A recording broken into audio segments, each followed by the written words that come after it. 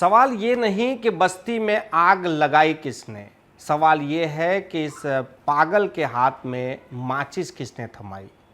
आ जे शब्दों छे ते कहेवा मांगे छे कि जेने कोई गुनो कर्यो छे, परंतु आपणे जोवुं जोईए कि आ गुनो करवा माटे तेने प्रेरणा कोने आपी।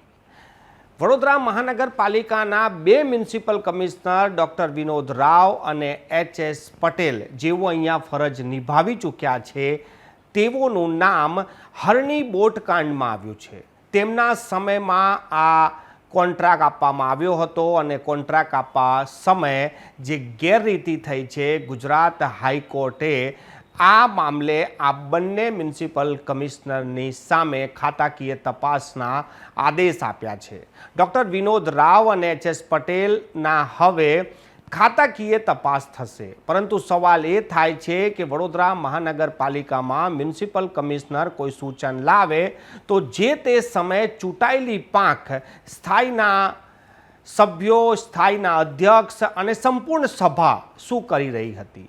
जो municipal commissioner mayor, deputy mayor અને સ્થાયી અધ્યક્ષની ઉપર જઈને કોઈ નિર્ણય લઈ રહ્યા હતા તો જે તે સમયના નેતાઓએ આ મામલે વિરોધ કેમ ના નોંધાવ્યો, કેમ બહાર આવીને એ મ્યુનિસિપલ કમિશનરના વિરુદ્ધ નિવેદન ના આપ્યું। આ જ સવાલ વિપક્ષના नेता અમી રાવત પણ ઉઠાવી રહ્યા છે। ગઈકાલે હરણી બોટ કાંડમાં હાઈકોર્ટમાં જે ચુકાદો આવ્યો છે, જે ઓર્ડર આવ્યો છે, આ ઓર્ડરમાં હરણી બોટ કાંડમાં જે 12 માસૂમ બાળકો અને 2 શિક્ષિકાઓના મોત થયા હતા, આ મામલે જે કોન્ટ્રાક્ટ આપવામાં આવ્યો હતો પીપીપી મોડલ પર, તેમાં ડૉક્ટર વિનોદ રાવ અને એચ.એસ. પટેલ આ બંને મ્યુનિસિપલ કમિશનર હતા અને તેમના જ સમયમાં આ કોન્ટ્રાક્ટ અપાયો છે। હાઈકોર્ટે સંપૂર્ણ તપાસમાં જે બહાર આવ્યું છે તેના પર હાઈકોર્ટે જણાવ્યું છે કે આ બંને અધિકારીઓની ખાતાકીય તપાસ થવી જોઈએ। હરણી બોટ કાંડની ઘટના બાદ વડોદરાના જે એડવોકેટ છે હિતેશ ગુપ્તા, તેઓએ એક પણ રૂપિયો લીધા વગર આ મામલે હાઈકોર્ટ સુધી ગયા હતા અને બાળકો, શિક્ષિકાઓ અને સાથે સાથે મૃતક બાળકોના પરિવારને ન્યાય મળે તેના માટે સતત તે જંગે ચડ્યા હતા। કાલે હિતેશ ગુપ્તા માટે પણ મોટો દિવસ હતો, સાથે સાથે જે મૃતક બાળકો છે તેમના પરિવારો માટે પણ એક આશ્વાસન આપે એવો દિવસ હતો। જે ખોટ તેમના ઘરમાં પડી ગઈ છે તે ખોટ તો કદી પૂરાય નહીં, પરંતુ જો આવી ઘટનાઓમાં કોઈ દાખલા રૂપે એક્શન લેવામાં આવે તો ભવિષ્યમાં આવી ઘટનાઓને આપણે રોકી શકીએ છીએ।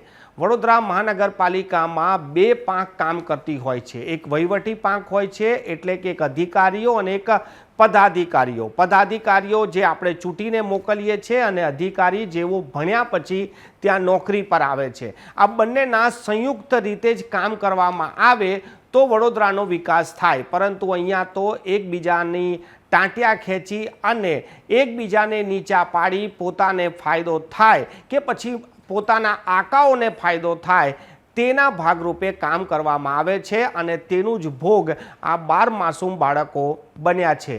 अमे ए लाइन ने फरी रिपीट करी रह्या छे कि सवाल वो नहीं कि बस्ती में आग लगाई किसने, सवाल ये है कि पागल के हाथ में माचिस थमाई किसने। आ बन्ने म्युनिसिपल कमिश्नर ने આવી સત્તા કોને આપી હતી કે જેઓએ કાયદાની ઉપર જઈને ગેરરીતિ કરીને પણ આ કોન્ટ્રાક્ટરોને પીપીપી મોડલ પર હરણી લેક ઝોનનું કામ આપ્યું અને તેથી જ આટલી મોટી દુર્ઘટના હવે સર્જાઈ છે।